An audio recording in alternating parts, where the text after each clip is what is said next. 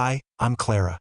After 19 loyal years at the same company, after late nights, missed anniversaries, and giving everything I had, I closed the biggest deal of the year, a $1 million contract.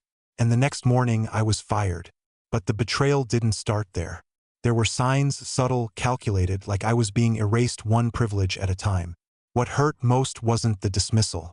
It was realizing my silence had allowed it. They underestimated me, but they forgot. I built the system they used to bury me. And when they tried to shut me out, they didn't know I had something they'd never expect. A folder, a trail, and a plan. Before we dive in, let us know what time you're listening to this, and where are you tuning in from. Drop it in the comments. We read them all. Now, let me tell you how a quiet firing turned into a corporate reckoning. I've been told I have a habit, precision disguised as routine. Every morning, without fail, I measure 2 scoops of medium roast, heat my favorite ceramic mug with a swirl of hot water, and run through the day's mental checklist while the Keurig hums. I pack my work bag the same way. Laptop at the base, files stacked tight, pen pouch aligned along the edge. It's not about control. It's about showing up ready for 19 years straight. Seattle was just waking up beneath a low gray sky when I stepped out that morning. The air had that coastal dampness clinging to my sleeves. And as I crossed the parking lot of Nexlify Technologies, I thought about the number of storms, actual and corporate, I had weathered in that building. I'd outlasted 3 CEOs, 6 reorganizations, and every fiscal drought this company had seen since we were operating out of 2 rented floors and a vending machine that ate your dollar. I didn't just survive here, I built here. By 9:32 a.m., I was in a 3rd-floor conference room across from 2 Japanese executives finalizing a licensing deal I'd nurtured for nearly a year. Their nod was subtle, their signature even more so, but it was done. A $1.2 million contract booked and sealed. As they left, I bowed slightly, smiled, and shot off an internal email. Subject: Q2 close completed. Body: signed and scanned. File attached. Great news. I didn't expect confetti, but I did expect something. By 10:15, an all-staff email hit my inbox. Congratulations to the strategic development team on securing the largest Q2 partnership in over 3 years. Special thanks to Spencer Holt for his leadership and global outreach efforts. I read the line twice, then a 3rd time. My fingers froze on the trackpad. Spencer hadn't even been in the country until last week. He'd shown up late to one client call, barely introduced himself before checking his watch and logging off. And now he was the face of the deal I bled dry to close. There was more. Attached to the announcement was a PDF labeled Team Realignment. I opened it, scrolled, and there it was. Stratus Cloud Initiative Ownership Transition to Internal Development Squad B Lead, Ethan Carver. I felt the back of my throat tighten. 8 months. 8 months of designing, building, troubleshooting, documenting, working holidays and skipping weekends, trying to future-proof a cloud system so polished it made our competitors uneasy. They took it just like that. No meeting, no discussion, no courtesy. I stared at the whiteboard in my office, still bearing the architecture for Phase 3. My handwriting, my diagrams, all untouched since yesterday. Guess it's true what they say, I muttered half to myself. Credits a game, and I wasn't even on the board. I shut the door. Didn't slam it, just enough to mute the hallway chatter. The laugh of a junior dev who'd started last month. The click of Spencer's shoes headed to the break room, probably to toast himself over a catered bagel tray. I dropped into my chair, opened my top drawer, reached for the legal pad I used for late-night planning, then stopped. I wasn't angry, not in the way most people expected. No red face, no stomping down the hall demanding answers, no tears. What I felt was worse. I felt the weight of nothing, of 19 years folding in on themselves like they'd been stacked wrong the whole time. I closed the pad, opened my laptop, checked the timestamp on the project folder, still untouched by the new owners. Then, almost mechanically, I began clearing the whiteboard line by line, erasing evidence of something I'd built piece by piece. That's when the memory hit. It was my 2nd year at Nexlify. The server room had crashed on New Year's Eve. Everyone was out. I came in, fixed it solo, and sent an email at 2:41 a.m. with the subject line resolved. No reply, no pat on the back. I didn't expect one. But this time I did expect something. Not fanfare, not a medal, just fairness. And what I got instead was a raw deal. I began putting things in my bag. Not to leave, not yet. just to stop pretending it still mattered the same way. The mug my wife gave me on our anniversary. The external drive I always kept close just in case. The notepad with my daughter's doodle from when she used to wait in my office after school. At 11:37 a.m., Spencer's voice drifted past my door, booming and fake. We're building a new era here, people. Big wins, fresh eyes. I exhaled slowly, then whispered, fresh eyes don't mean a damn thing if they're blind to who laid the foundation. They hadn't just taken my project. They'd buried my name with it. The next morning, I was at my desk before the janitorial team had even finished clearing last night's coffee cups. The office was still quiet, too early for politics, too late for sleep. I powered on my laptop, determined to start fresh. New day, same work ethic, except my dashboard wouldn't load. At first, I thought it was a glitch. Systems reboot all the time. But when I refreshed, a red banner blinked across the screen. Access denied. I blinked once, then twice, tried again. Same result. I attempted to reach my strategic roadmap folders, ones I'd maintained personally for years. Another wall. Access gone. I leaned back slowly. Maybe it was just temporary. Maybe they were running some silent patch or permission sweep. I messaged someone from IT I trusted, a guy named Owen who once called me the brain behind the firewall. His reply came back minutes later. Hey Clara, looks like some roles got shifted in last night's update. Probably a routine reassign. Should resolve soon. Routine? Huh? I wasn't born yesterday. In tech, nothing is routine if it only affects one person. Instead of pushing further, I drafted a polite email to Roland, my direct VP. Subject: access changes, quick check-in. Body: hi Roland. Just noticed my access to core dashboards has been disabled. I'm sure it's a minor oversight. Can we grab 5 minutes to align? Thanks, C. I hit send and stood up. His office was just a few doors down. I figured I'd catch him between calls. I was wrong. As I walked by the glass wall of his corner suite, I saw him inside laughing. Across the table was Spencer Holt, flipping through a stack of printed mock-ups that looked suspiciously like my Stratus Cloud Phase 3 blueprints. Roland never looked up. Neither did Spencer. I didn't knock. I kept walking. By the time I returned to my desk, I had a reply from Roland, or rather an automatic response.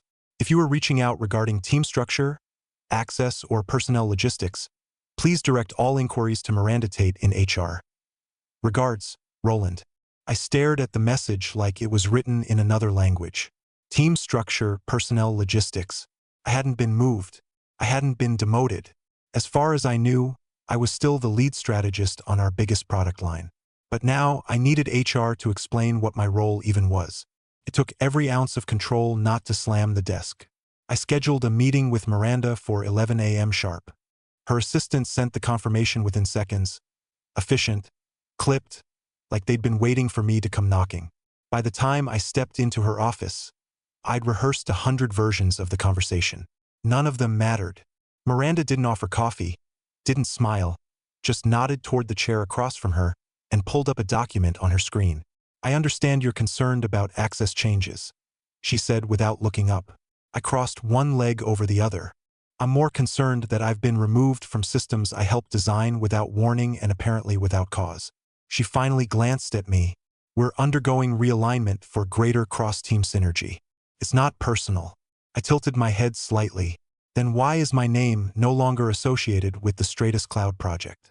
She paused, just long enough for the lie to become visible. We've reallocated project responsibilities to promote junior staff development. You'll still play a valuable advisory role, of course. I wanted to laugh. Advisory role? That was corporate language for shut up and be invisible.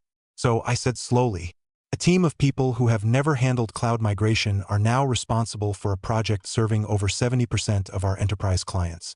Her voice remained neutral. Everyone starts somewhere. I stood. Yes, but not by stealing someone else's work and renaming it. Miranda's lips tightened. You're welcome to share any further concerns through the appropriate internal channels. I didn't respond. I didn't trust myself to. Back at my desk, I logged in again. Still locked out. I opened a blank note. The cursor blinked back at me like it was daring me to fight. Instead, I picked up my phone and texted Elise. I think they're slowly shutting me out. Her reply came within seconds. Then maybe it's time they see what happens when you stop holding the place together. I stared at her message. There were two ways to go from here: disappear quietly or let them realize the storm they invited. And I was just getting started. By Thursday morning, I developed a new ritual, one I never thought I'd need after nearly 2 decades of loyal, unbroken service. Every time I arrived at my desk, I checked which digital doors I still had keys to. I'd gone from strategist to scavenger, hunting for scraps of access in a system I once built. The break room lights flickered overhead as I filled my travel mug. I glanced up at the whiteboard, the big one by the kitchen where department leads posted team wins, milestones, and upcoming launches. Normally, my name would have been there under Stratus Cloud Launch Q3, but it was gone, completely scrubbed, as if I'd never touched a single line of code or wireframe. Instead, under project leads, I saw Ethan Carver's name scribbled in blue marker, and next to it mentored by S. Holt. My stomach tightened. That project was mine. Not in a possessive way, but in the way that a mother remembers every scar her child earns growing up. The fact that someone who couldn't even pronounce half the system's architecture was now the official face of it was insulting. It was deliberate. I turned to walk out and nearly bumped into Lila. She froze when she saw me, like a deer caught mid-stride. "Lila," I said gently. "Hey." She glanced at her watch. "Sorry, I have a meeting." "You're walking toward the exit." She blinked, looked down at the floor, and whispered, "I can't talk about anything. Please don't ask." I stood there watching her leave, the weight of her silence saying more than any memo ever could. Back at my desk, I barely had time to settle when Theo appeared outside my door. He was 29, fresh out of grad school, and the kind of employee who still believed in meritocracy. I'd mentored him for nearly 2 years, showed him how to automate repetitive tasks, how to navigate power structures, how to read between lines in meeting agendas. He knocked lightly. "Hey," I said. "Come in." He looked different, nervous, wringing his hands like a student facing a parent-teacher conference. I didn't want to say anything, he started, but HR called me in. I raised an eyebrow. "They asked me about you," he said. "Said they were doing a review of leadership dynamics and wanted to know if you'd been difficult or resistant to team development." I stared at him stone-faced. "And what did you say?" I told them the truth, that you built half the internal systems we still rely on, that you took time to train me when no one else would. I waited, but he shifted, clearly uncomfortable. They didn't write any of that down. They just nodded, kept asking the same questions, phrased slightly different, like they already knew what answer they wanted. I exhaled. They're building a file. They want people on record saying I'm the problem. Theo looked devastated. I didn't say anything bad. Promise. "I know," I said quietly. "That's why they'll ignore your interview." He left shortly after, and I sat still for a while, my screen dimming from inactivity. It all felt surreal, like I'd stepped into someone else's career, someone else's battle. But no, this war had my name etched into every corner of it. I thought of Lila again. That afternoon, I texted her. "Me, you okay? I can tell something's off." "Lila, please don't contact me about work. I can't say more." I stared at the screen. Lila had once looped me in on a finance report that flagged inconsistencies with consulting invoices. One vendor in particular, Amber Dynamics. I remembered the look on her face when she brought it up. Nervous, like she was digging where someone didn't want her to. Back then, it had seemed like a blip. Now, it felt like the tip of something jagged and buried. I opened my archived email chain, found her flagged message. She'd mentioned a retainer that didn't match up with any services actually rendered. A $42,000 charge for cloud migration advisement. The same week, I personally conducted that work internally. Amber Dynamics, the name suddenly mattered. They weren't a real part of our vendor pool, at least not one that had ever been discussed openly. I sat back and realized 2 things chillingly clear. 1, they'd already decided to cut me loose weeks ago. And 2, every person I'd ever helped here was being pressured, intimidated, or silenced into stepping away from me. Not out of malice, out of survival. That night at home, I stirred dinner in a skillet while Elise sorted medical statements at the table. I watched her for a moment, her brow furrowed, her glasses jewelry slipping down her nose. "I think I know what they're doing," I said finally. She looked up. "Who?" "The company. The execs. They're not just pushing me out. They're erasing me. One version of the truth at a time." She came over and placed a hand on mine, then stopped letting them. And that was the moment something in me shifted from disoriented to razor-focused. At first, I didn't even remember why I'd named the folder that. Audit Trail's personal copy sounded more like something a paranoid intern would create in her first job, not a seasoned executive. But as the files loaded and the old spreadsheets blinked to life, I realized this wasn't paranoia, it was preparation. Years ago, during an internal compliance audit, one that nearly cost Nexlify a federal review, I'd built a tracking system. It was meant to catch internal misuse of vendor payments, particularly in our cloud billing model. It flagged duplicates, shell transactions, and even invoice timestamps that didn't align with service logs. No one used it except me. And now I was staring at a very specific name in column H, row 37, Amber Consulting.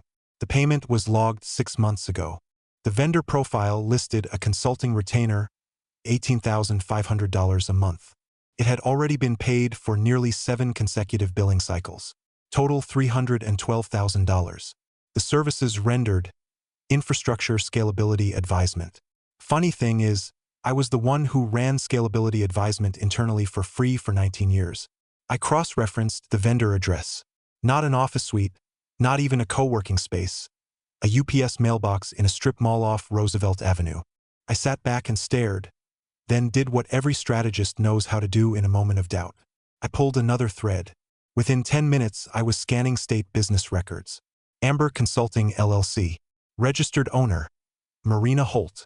Holt as in Gregory Holt, the CFO, the one who approved most of the tech spending initiatives for the last 2 fiscal quarters. The same man who'd once told me in a meeting that operational transparency was our currency. Elegant theft, untraceable unless you knew what systems to inspect, unless you'd built them yourself. The markups were subtle. License renewals bumped 7 to 11% depending on the month. Just enough to slide under audit thresholds.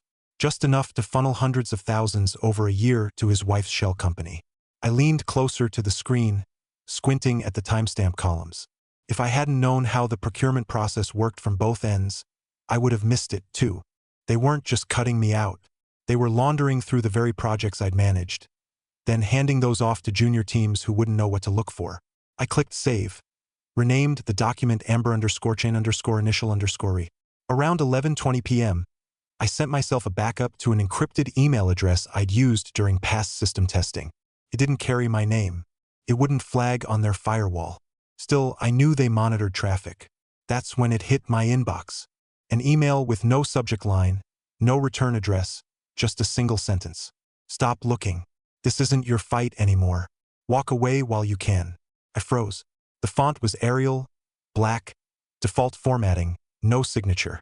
But the tone, the threat, it wasn't vague. It was personal. Whoever sent it didn't bother with layers. They assumed I'd get the message, and they were right. My fingers trembled slightly, hovering above the mouse. I didn't delete the email. I copied the headers, saved the IP trail, and added it to a new folder, threat_archive. I didn't tell Elise. She was asleep already, curled under our navy throw blanket, a glass of half-finished seltzer on her nightstand. I watched her chest rise and fall, her breath steady and soft. She didn't need the weight I was carrying. Not yet, but I did take one step that night. I printed out the first round of flagged transactions, 5 pages total, slipped them into a red plastic folder, and labeled it with a Sharpie, confidential non-Nexlify. Then I pulled a new external drive from my bottom drawer, one I'd purchased months ago for personal use, but never opened. I transferred everything, every flagged report, every vendor anomaly, every email I'd archived relating to Gregory's approvals. I locked the drive in the safe behind my bookshelf. No more second-guessing. By the time morning light cracked through my blinds, I hadn't slept, but I didn't feel tired. I felt clean. Cold, yes, but crystal clear. Standing in the kitchen, I poured myself a cup of black coffee and stared out the window at the neighbors walking their dogs. The world was still spinning, but I wasn't the same woman I was 3 nights ago. I whispered to no one. They fired the wrong person. Then I opened my laptop and started preparing for war. I sat frozen, blinking at the calendar invite on my screen. It wasn't even subtle. The meeting had been moved, not postponed, not shuffled gently for scheduling efficiencies, just slammed into a slot they knew I couldn't make. Same hour, same exact block. Elisa's spine scan had been scheduled at Harborview for weeks. The only words in the invite's description: mandatory attendance for all senior staff. C-levels expected. I checked the timestamp. The update had gone live at 1:14 a.m. Quiet, calculated. Within seconds, I was drafting an email to Miranda. Subject: Meeting conflict urgent. Hi, Miranda. I noticed the strategy review has been moved. I'd like to request flexibility or brief remote accommodation. I have a long-scheduled medical scan for my wife during that exact window. Please advise. See. Her reply arrived minutes later. Miranda Tate. Clara, per Nexlify policy, strategy sessions are considered non-negotiable. We appreciate your understanding and commitment to leadership alignment. There it was, polished like marble but sharp as a blade. My understanding, my commitment, my silence. I picked up my phone and texted Elise just to double-check her appointment time before I wrote back again. Her response came in a phone call instead. She never calls me during work hours. Her voice was breaking. They canceled it. The MRI. The hospital called this morning, said our insurance came back as inactive. I stood up so fast I nearly knocked over my chair. What do you mean inactive? They said it had been flagged for internal review, that it wasn't currently billable. But that's not possible. I submitted all documentation last month. It was approved. I know, she said, her voice cracking. They told me to reschedule when the issue was resolved. But the earliest rescan window is 6 weeks out. I felt heat rise in my ears. 6 weeks was too long. Elise had been in chronic pain for months, and they knew that our coverage was tied directly to my employment. My name was on every benefits confirmation form. I logged into the Nexlify benefits portal. A banner flashed. Your benefits are currently under administrative hold pending eligibility review. I checked the date the hold was initiated. The same day I lost access to my strategy dashboards. They're cutting off my lifeline. I whispered aloud to no one, piece by piece. That night, I came home later than usual. Elise had made dinner, but neither of us touched our plates.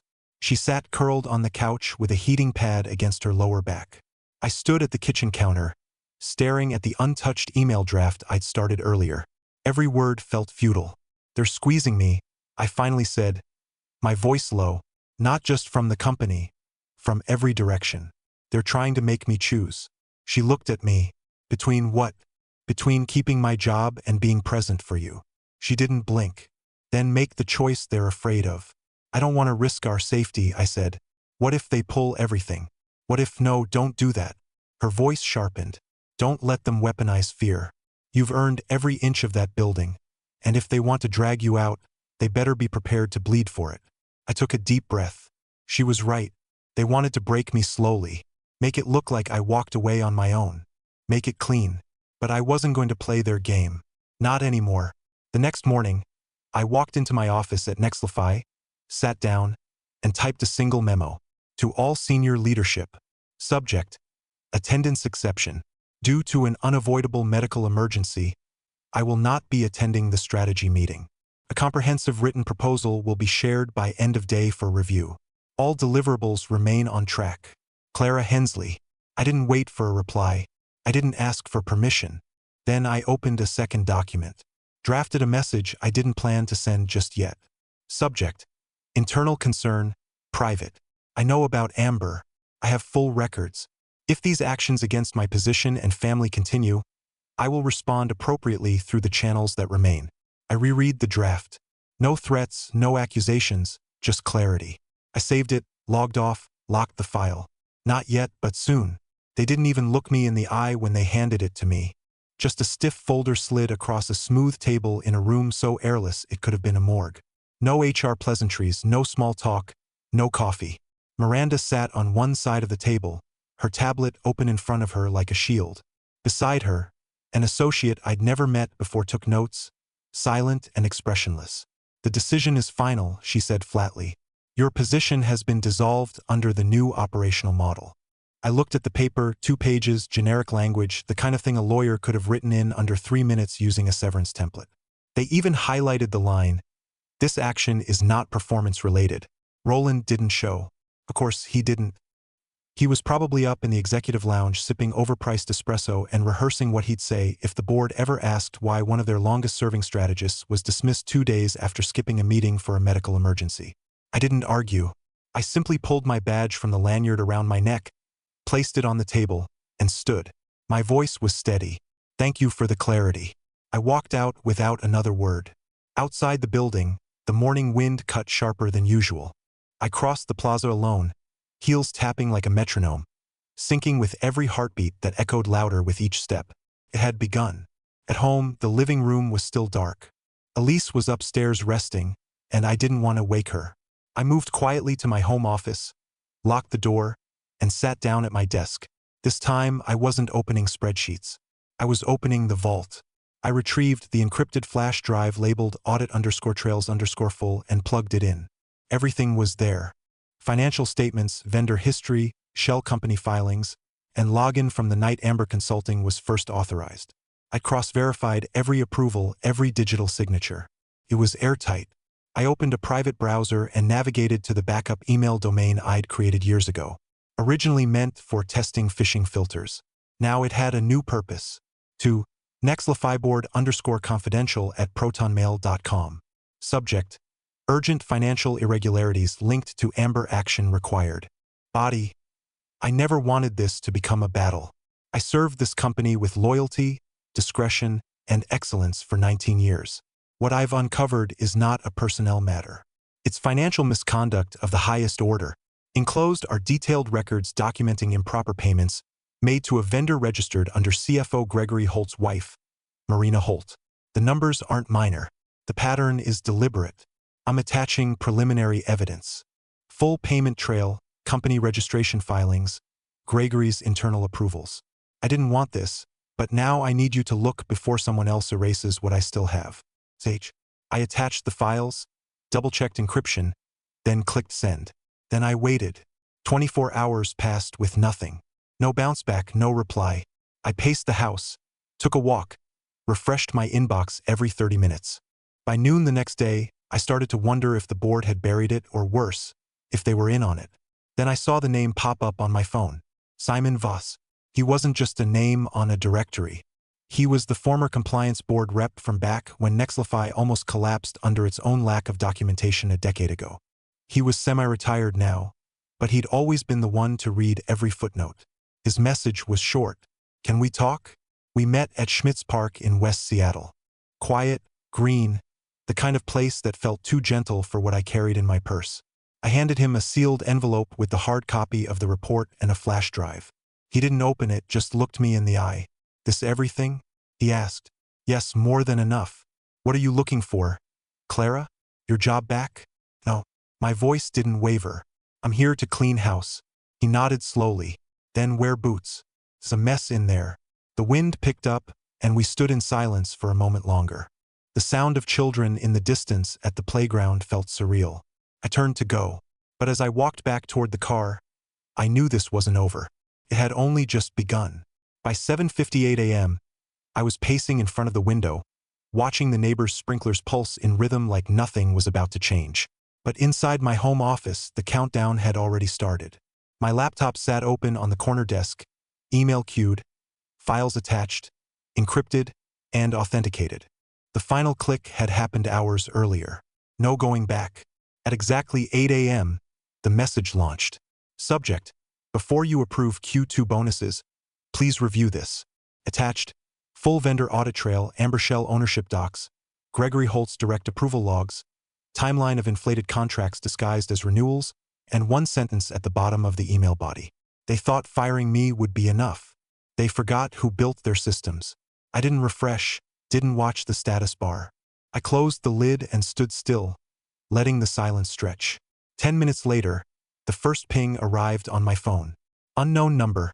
Call me immediately. Another. Is this a joke? Then from Theo. What did you do?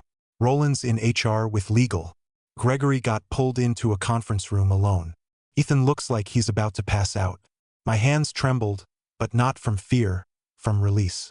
I opened my secure messaging app. One of the former IT analysts, Nadia, sharp as a scalpel, had sent a single line. Half the historical finance logs just disappeared. They panicked. We're locked out of backups, too. So they were trying to wipe it. Good. Let them try, because I had copies they didn't even know existed. And now board members did, too. By mid-morning, I was sipping cold coffee when Elise walked in from the grocery store. 2 paper bags in her arms, her face pale.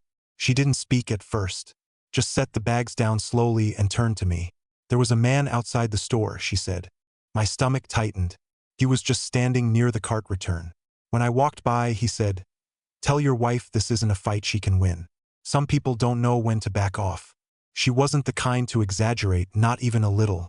"Did you see where he went?" She shook her head. "He walked off like he was just talking about the weather." I walked to the front hallway, opened the cabinet under the stairs, and pulled the panel off our wall-mounted security unit, accessed the last hour of footage from the external cameras, rewound frame by frame until I found him. Medium build, gray hoodie, sunglasses, no obvious tells. But he looked directly at the camera before walking away. That wasn't a warning. It was a test. I returned to my office, opened the bottom drawer, and unlocked the fireproof safe. Inside was a sealed manila envelope marked in bold black Sharpie, external_release_cc. I walked back to the living room and placed it on the kitchen counter beside Elisa's hand. "If anything happens to me," I said, "this goes out." She stared at it for a long moment, then looked up at me. Not as my wife, not as someone who needed to be protected, but as a partner in full awareness of the war we were now inside. "This isn't your fight anymore," she whispered. "I know." Her jaw set. "It's ours now." I didn't reply, just turned and walked back to my screen, watching as more messages poured in from the Nexlify board. Some were panicked, others were silent, but the last one made me smile. "Simon Voss. Keep everything. We're going in."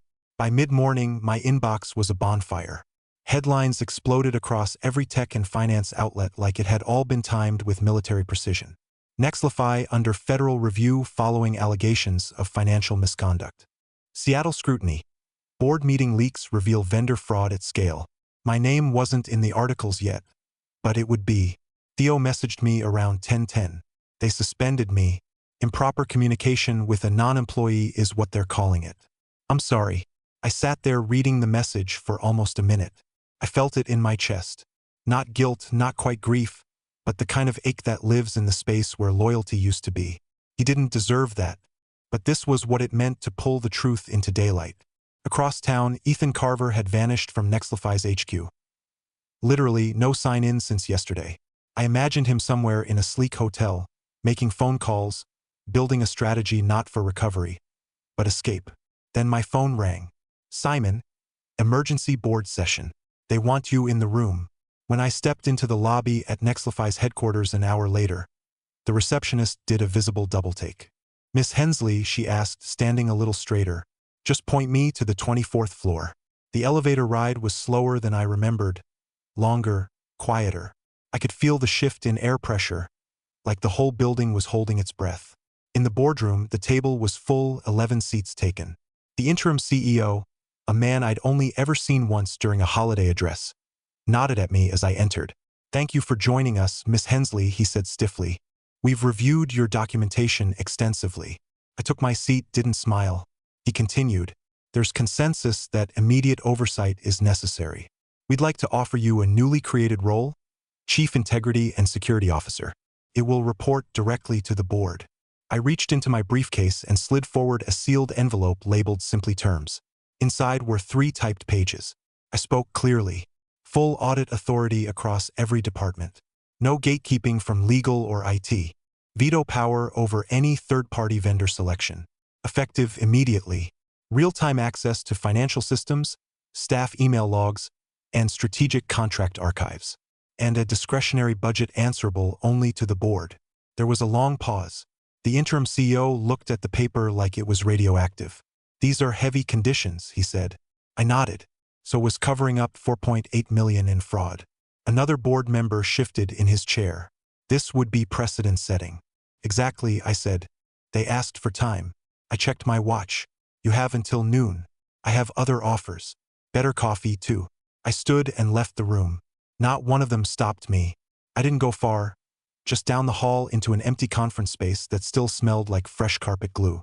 I pulled out my phone, paced, drank stale water, and stared out over the gray skyline of Seattle. While clouds thickened like a verdict waiting to drop, at 11:47 a.m., my phone buzzed. Message from Simon. Unanimous. Terms accepted. "Welcome back, Clara." I didn't reply, just let the screen dim in my hand. That night, I walked in the door of our house, and Elise met me in the kitchen. She didn't say anything at first, just wrapped her arms around my waist and held on. "You didn't just survive it," she whispered into my shoulder. "You rewrote the rules." I pulled back and looked at her, everything in me still burning, still boiling, but no longer just from pain. "No more collapsing bridges," I said softly. "I rebuild now my way." Outside, it began to rain. But for the first time in weeks, it didn't feel like something washing me away. It felt like something beginning. The first rays of sun filtered through the floor-to-ceiling windows of my new office, bouncing off the polished wood table like soft reminders. Not everything that burns turns to ash. Some of us just melt down and come back sharper. 6 months into my new role, and every morning still felt like a recalibration. The skyline of Seattle was different from the executive floor. Quieter, distant, but the silence didn't feel threatening anymore. It felt earned. I had a new team now, smaller, leaner, chosen. I glanced at the framed list of names on my wall, a practice I'd picked up from a mentor years ago. Except mine wasn't for show. It was accountability. Gregory Holt, indicted, pleaded guilty, cooperating to reduce sentence. Roland Sutter, dismissed, barred from holding fiduciary titles for the next decade. Ethan Carver, fled to the Caymans. The extradition clock was ticking. I hadn't gone after revenge. I'd gone after facts. The punishment handled itself. Theo now headed our junior analyst program. He dropped bi-weekly, always with some new spreadsheet model or a crooked smile. "You really did change the weather in here," he said last Friday, standing by the coffee machine with a mug that read, "Compliance is sexy." "I got a handwritten card from Lila last week. I can breathe again. Thank you." That was all it said. That was all it needed to say. At home, Elise was moving better. Her gait was still cautious, but the cane had become more optional than essential. We had our rituals again. Sunday eggs, Wednesday reruns, Friday night puzzles.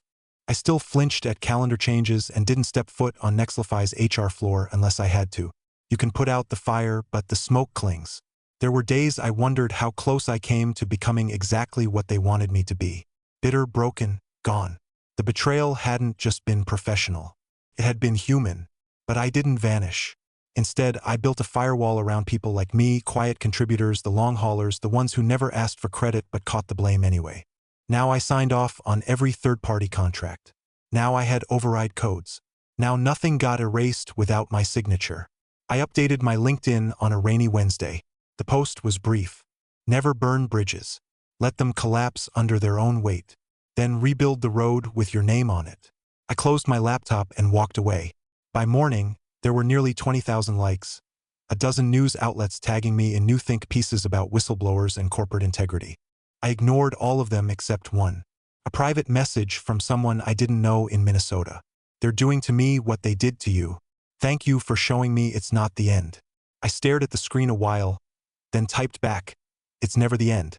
Just the part where you start rewriting the terms." That night, Elise and I sat on the couch with our legs tangled under a blanket neither of us wanted to admit was hers first. She looked over at me as the credits rolled on a rerun of The West Wing. "You still waiting for the other shoe to drop?" she asked gently. "No," I said. "I'm just building a place where people don't have to duck anymore." She squeezed my hand. We didn't toast. We didn't clap. There was no parade, but there was peace. And sometimes that's louder than any applause. In a world where loyalty is often treated like a liability, Clara's story reminds us that silence isn't always noble, and sometimes protecting your peace means speaking up, no matter the cost. Her rise wasn't about revenge. It was about reclaiming her worth brick by brick. Have you ever been pushed out of a space you helped build? What would you have done in Clara's place? Let us know in the comments. We read every single one. And if this story struck a chord with you, don't forget to like, subscribe, and hit the bell icon so you never miss the next twist in our family and workplace drama stories. See you in the next.